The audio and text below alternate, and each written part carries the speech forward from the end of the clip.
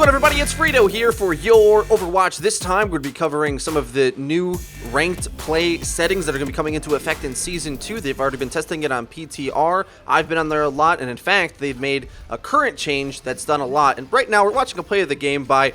yeah, that's actually Reaver from Cloud9. I queued up against him in quick play. I thought that added a little bit of context to this concept because it'll go into the idea of playing people above your rank elsewhere in the video. Reaver was very good. That's how I would describe him. Way above my level, and it was very impressive on all the characters he played. He's actually a hit scan player. He's even better on McCree. It's insane to watch someone just walk towards you at all times and never miss. It's a really weird feeling. But...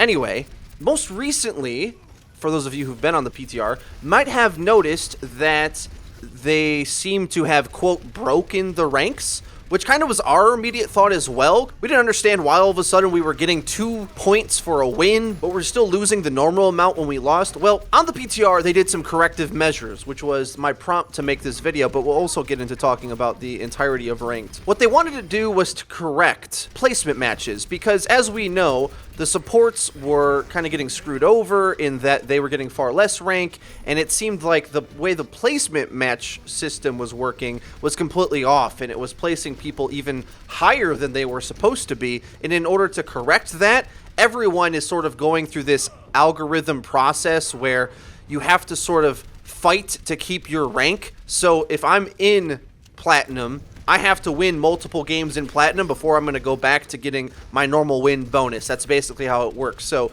it's correcting itself. This won't be in Season 2 in terms of the drastic numbers you see, but what it will do is have an effect of deflating the ranks. So what does that mean? Well, if the ranks are inflated, then it will feel like everyone can get into a high rank. It won't mean anything. Whereas if they deflate the value of the skill rating system, then theoretically, at least from what I can tell, it will be possible to have a much more descriptive myriad of ranks, whereas now it feels a little bit too broad and not as specific as they want it to be. They're trying to really hone this to make it as good as I suppose StarCraft 2's was. If you're familiar with that system, it has the same exact names from Silver to Grandmaster, but then...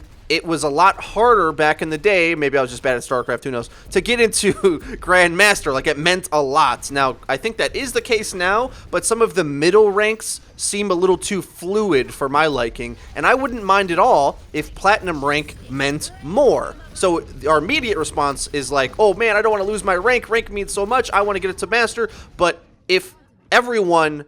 it has to be better to get into Platinum, it just makes Platinum worth more, if that makes sense. So hopefully when this goes live into Season 2, which is set to come out, I believe, next week, but they always have the right to change their mind. They're Blizzard. They do what they want. But overall, I do think that the system is good. I hope it is as accurate as I'm describing it to be, where... you have to be pretty good to get into Platinum, and then you start getting into the really good category, into Masters, whereas right now it feels like Masters players are simply understand the game a bit more, and then Grandmasters are like the pros who grind the game forever, and the middle ranks don't really accurately describe what I think they should. So that's all wrapped up, fine and well. It's going to feel weird for you to get 2 points a win for a little bit if you're playing on PTR, but hey, not everybody has been playing on PTR, so allow me to break down my review of this new ranking system before it goes live.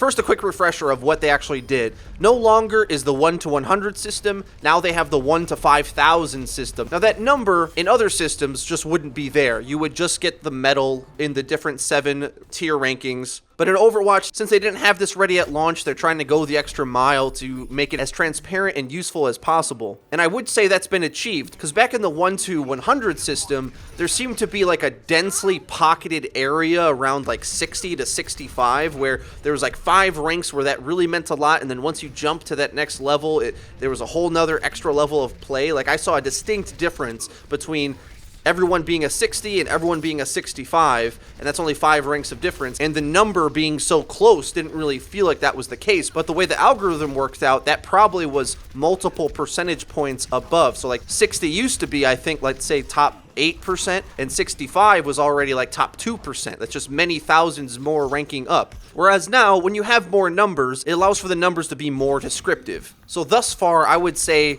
the old rank 60 is probably about 3,000, or let's say 30 with a couple decimal places in the new ranking system, but now you get a medal attached to it, which works very well. I like that. And as long as these new fixes to the system that they're trying end up panning out, that should be good too. Here are some issues that I do have with it though. I feel like we're going to have to pick our poison with this matchmaking system with one way or another. One, it doesn't give you any options, first of all. So all the different preferences that the different players have are never going to be met. If we're never going to have any queuing options, someone is going to be upset.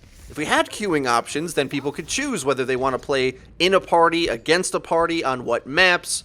But instead, we're just in general queue, so I'll move forward from this point, assuming that they're not changing that, because that seems to be a design philosophy that they're not going to stray from. Then again, they said unlimited pick was a design philosophy they weren't going to stray from, so who knows? But for the sake of argument, let's just say it won't change. Because of this, people had problems with 2 different versions of events from Season 1. They didn't like the fact that some people could play with their friends who are really high rank and get boosted up, carried to a higher rank. More on that in a second. They also didn't like that when said team did play together, that it would tank their Q rank, because if you learned anything about averages, if you take the mean of a set of numbers, outliers are going to drastically drag that average one way or another. Which is why sometimes the median is a better tool when we're trying to talk about averages, but in my opinion, I would rather the group Q get matched at the highest rank of your group. So that way, 2 things happen. There's none of this notion of a single high-ranked DPS carry player is getting matched with his friends at lower rank, play against a group in a lower rank, and completely dominate them. That's gone. Instead, he can drag his friends up to be among peers at that higher rank. Now, you might have that question about, but what about boosting your friends? Isn't that unfair? But to me, if your friends are able to play at that higher rank and not lose, where's the downside? That they were able to quickly get up to that place? I don't see the value in purposefully creating ELO hell for people to be stuck in. If you have friends who are good at the game and you can support them and win against higher ranked people, you should rank up. It should be that easy. What is a problem, and even more important to me, but I don't seem to hear it enough, is the problem of having to play against a 6 stack when you have maybe a 3 or a 4 and you get a couple randoms. Now, even if that 6 stack is at your rank, unless you get the best type of random teammates, you are very likely to lose. If they make even small decisions that are outside the synergy of the strategy of your team, it's going to throw you off and it's going to feel impossible to play and not a good experience. Because of this, I would much rather have the system that just opens up my ability to queue with my friends regardless of their rank if I want to, because let's face it, if I know that they're really bad,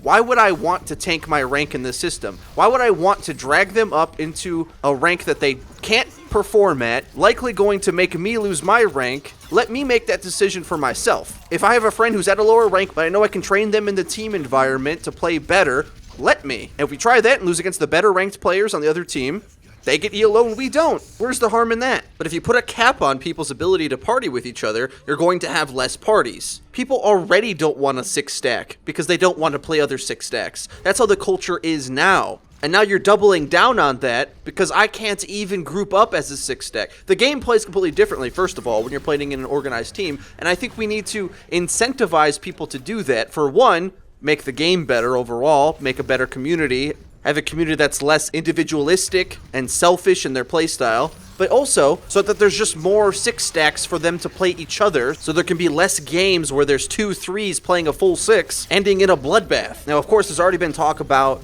making clans or other types of teams like that, whether it has a separate rank or not. I don't really mind. At the end of the day, I don't really care what the number is. All I care about is the value of the matchmaking experience and the game itself. And of course, playing with my friends. Because I've already talked about how difficult it can be to coordinate with randoms who just have their own philosophy on the game, and the game they're playing might not even be Overwatch. It might be 360 no-scope Hanzo arrows from across the map 1 out of 1,000 times they shoot, even in ranked play. So I'd rather not deal with that if I can help it. To be honest, most of the issues that people are bringing up on the forums don't affect me at all. What I want worked on is the experience with queuing up with random teammates. Sometimes it feels we get lucky, we get people that at least want to communicate, want to cooperate, want to have a discussion about our approach to the game, but most of the time it feels like we just get people who lock Hanzo and yell at everyone else for not healing them, even though there's 2 flankers on top of the healers killing them at all times, and the healers in spawn because you didn't protect them. What I would like is something that's unrelated to the matchmaking process, but something that I think could help inform a reputation about players in matchmaking. Here's my suggestion. There should be a karma system attached to your profile on your stats page for that season, and maybe it's even visible from the tab menu, that gives you a sort of score, like Rotten Tomatoes, of the experiences people have with you. When you pull this up, it should show you your pick history from the entire season, just down a line. So you can see if it's Hanzo, Hanzo, Hanzo, Hanzo, Genji, Hanzo, Hanzo, Hanzo, Hanzo. So your teammates know what you like to pick, but also feedback, some sort of diagram or percentages or something, feedback to vote on what players do. You can put positive stuff, supportive teammate, works as a team, plays support for us, thank you so much, will you marry me? But also that you could put negative things like uncooperative, toxic behavior, things like that. And I don't want this to affect the matchmaking at all, but it's something that people might value, right? Because if you put a little metal on that, people are going to want that to be one way or the other. And when we get queued with someone who picks Hanzo against 2 flankers and a Winston diving him constantly, and he's completely toxic about it and refuses to change, we won't be surprised when we see his rating really low.